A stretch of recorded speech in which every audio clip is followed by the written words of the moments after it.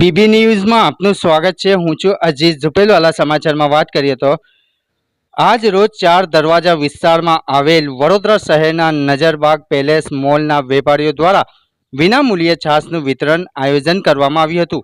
અત્યારે ગરમીનું પ્રકોપ છે અને લોકોને રાહતે હેતુથી વિતરણનું આયોજન કરવામાં આવ્યું હતું, જેમાં ફારૂકભાઈ સોની, અલ્તાફભાઈ ગુંડીવાલા, મોહમ્મદ યુસુફ ચેપુવાલા, મોહમ્મદ ઉમર કાગદી, આરીફભાઈ સહિત અન્ય વેપારીઓની ઉપસ્થિતિમાં છાશ વિતરણનું કાર્યક્રમનું આયોજન કરવામાં આવ્યું હતું, જેમાં મોટી સંખ્યામાં શહેરીજનોએ લાભ લીધો હતો।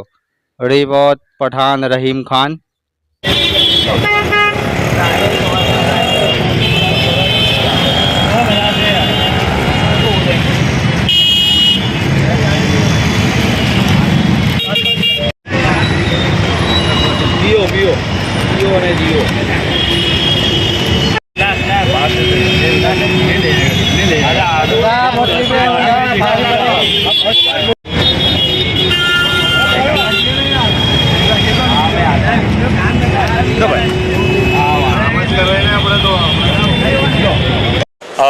વડોદરાનું આ 4 દરવાજા વિસ્તાર છે, જેમાં નજરબાગ મોલ પેલેસ આવેલું છે।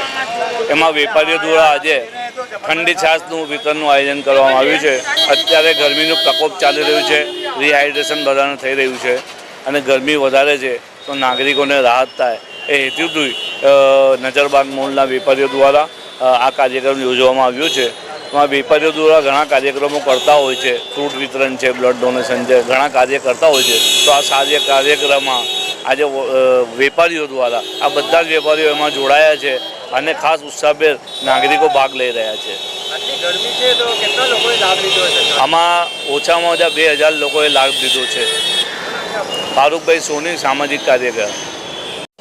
આજે વડોદરા શહેરની મધ્યમાં આવેલ નજરબાગ પેલેસ મોલ ખાતે ઠંડી છાશનું વિતરણ કરવામાં આવી રહ્યું છે, જેમાં તમામ ધર્મના લોકોએ આવી અને છાશ પીધી છે। આજે આ છાશનું ફાયદો એ છે કે જે તમને ડિહાઇડ્રેશન થાય આટલી ગરમીમાં, એ પાણીનું પ્રમાણ તમને ટકાવી રાખે અને આટલી ગરમીમાં તમને રાહત આપે।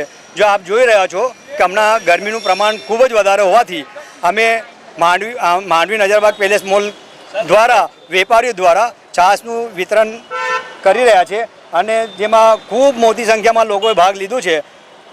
હાલ અમે નજરબાગ પેલેસ મોલ દ્વારા અનેક પ્રકારના એવા આયોજનો કરીએ છીએ, જેમાં કે ફૂડ વિતરણ, છાશનું વિતરણ, બ્લડ ડોનેશન, એ બધું અમે અવારનવાર કરતા હોઈએ છીએ અને અમારી ટીમ દ્વારા સખત પ્રયત્ન કરવામાં આવી રહ્યા છે કે જે બને જેથી વધારેમાં વધારે લોકોને રાહત રહે અને છાશનું વિતરણ અમે લગભગ જ્યાં સુધી અમારી પાસે છે ત્યાં સુધી અમે ચાલુ રાખ્યું છું। હમણાં સુધી લગભગ 2000 કરતાં વધારે લોકોએ છાશનું સેવન કર્યું છે, છાશ પીધી છે। ઉમરભાઈ કાગદી।